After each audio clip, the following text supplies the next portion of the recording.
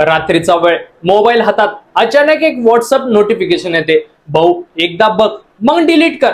मनात क्युरियोसिटी, थोडं हेजिटेशन, पण बोट आपोआप त्या व्हिडिओवर क्लिक करतं आणि इथूनच सुरू होतो एक गेम जो दिसायला छोटा असतो पण आयुष्याचा फटका देऊन जातो. अशोक खरातचे व्हिडिओ फॉरवर्ड केलेत तर गेम होईल, पण गेम होईल म्हणजे नक्की काय होईल, कुठली कलम लागतील, काय केस होईल, सगळं सांगतो. आता खरी गोष्ट सुरू होते, समजून घ्या, लक्षात ठेवा. नमस्कार, मी अभिषेक, तुम्ही पाहताय व्हायरल मुद्दा. भविष्य सांगायच्या नावाखाली देवी शक्ती असल्याचं भासून आणि जीवे मारण्याची धमकी देऊन नाशिकचा भोंदू बाबा कॅप्टन खरातने अनेक महिलांना फसवलं, त्यांच्यावर अत्याचार केला. पण खरातचं प्रकरण बाहेर आलं ते व्हिडिओमुळे. अशोक खरातने काही व्यक्ती आपल्याला ब्लॅकमेल करत असल्याची तक्रार केली होती. या प्रकरणाचा तपास करताना पोलिसांना एक साक्षीदार सापडला, ज्याच्याकडे खरातचे 35 महिलांसोबतचे व्हिडिओ होते. हे व्हिडिओ पोलिसांना मिळाले आणि खरातचं बिंग फुटलं. पण काही सूत्रांनी दिलेल्या माहितीनुसार हे व्हिडिओ साक्षीदाराने पोलिसांना देण्याआधीच हे काही लोकांना पाठवले होते. तिथूनच हळूहळू या व्हिडिओला पाय फुटले आणि हे व्हिडिओ बातम्यांमध्ये, सोशल मीडियावर आणि व्हॉट्सअप ग्रुपवर सगळीकडे आले. कुणी यात AI वापरलं, कुणी तसेच फॉरवर्ड केले, तर कुणी मागून घेतले. खरातचा नवा व्हिडिओ असं म्हणत व्ह्यूज गोळा करायचा धंदा सुद्धा जोरात सुरू झाला. अशातच एक बातमी आली 2 तरुणांना अटक झाल्याची. अहिल्यानगरच्या कोपरगाव मधल्या पोरांचा BMW या नावाने व्हॉट्सअप ग्रुप आहे. 25 मार्चला राहुल शिंदे नावाच्या तरुणाने या ग्रुपवर खरात प्रकरणातल्या पीडित महिलांचे अश्लील व्हिडिओ फॉरवर्ड केले. यावरून पोलिसांनी तपास केला तेव्हा त्यांना समजलं की राहुल शिंदेने हे व्हिडिओ कोपरगाव मधल्या योगेश अडावने पाठवले आहेत. त्यानंतर पोलिसांनी योगेश आडवला हे व्हिडिओ कोणी पाठवले याचा तपास केला तेव्हा समजलं की बीडच्या माजलगाव मधल्या संदीप गर्जने हे व्हिडिओ आडवला पाठवले होते. पोलिसांनी लागलीच कोपरगाव पोलीस स्टेशन मध्ये या तिघांविरुद्ध BNSच्या कलम 394(2), 3(5) माहिती तंत्रज्ञान कायदा 2000 चे कलम 365(अ) या अंतर्गत गुन्हा दाखल केला. या तिघांचा शोध सुरू झाला आणि राहुल शिंदे, योगेश आडाव यांना अटक केली. तर संदीप गर्जेला अटक करण्यासाठी पोलिसांचं पथक रवाना झालं.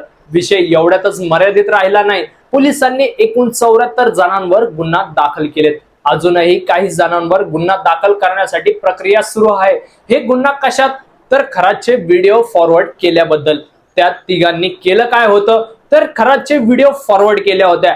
एकाने दुसऱ्याला, दुसऱ्याने तिसऱ्याला, यावरून त्यांना अटक झाली. या तिघांवर केस कुठली लागली, तर अश्लील व्हिडिओ व्हायरल केल्याची. एकाच गुन्ह्यात अनेक जण सहभागी असल्याची. जर व्हिडिओ व्हायरल केला, सोशल मीडियावर टाकला, मित्रांना शेअर केला, तर या केसेस लागू शकतात. आता महत्वाचं म्हणजे कलम कुठले लागू शकतात, तर BNS कलम 294(2) अश्लील कृत्य, गाणी, शब्द, व्हिडिओ सार्वजनिक ठिकाणी वापरून प्रसारित करून इतरांना त्रास होणं. यात जास्तीत जास्त 3 महिने तुरुंगवास किंवा आर्थिक दंड किंवा दोन्ही शिक्षा सुनावली जाऊ शकतात.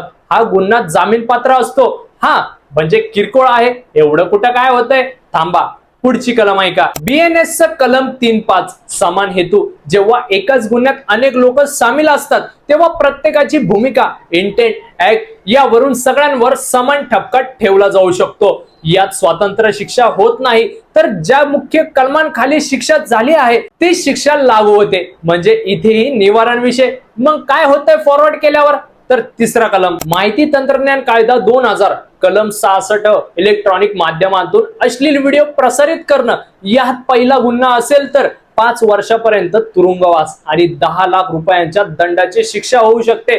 दुसरा गुन्हा असेल तर 7 वर्षापर्यंत तुरुंगवास आणि 10 लाख रुपयाच्या दंडाची शिक्षा होऊ शकते. सगळ्यात मेन गोष्ट, हा गुन्हा अजामीन पात्र आहे. त्यामुळे कार्यक्रम होणार म्हणजे होणार. ओळखी आहे, साहेबाचा माणूस आहे, असले लाड इथं होत नाहीत बरं.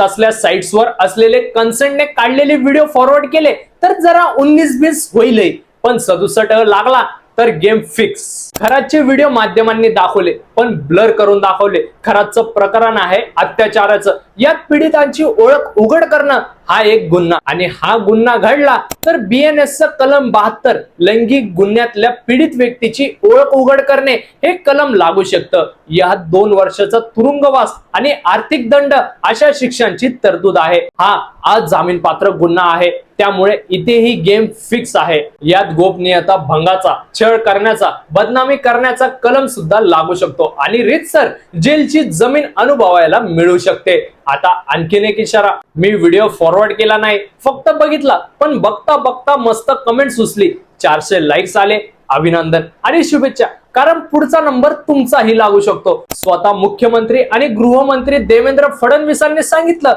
की कमेंट करणाऱ्यांवरही सुद्धा आमचं बारीक लक्ष आहे. तुम्ही कमेंट केली तर त्या व्हिडिओचा रीच वाढतो आणि त्या व्हिडिओचा आणखीन प्रसार होतो.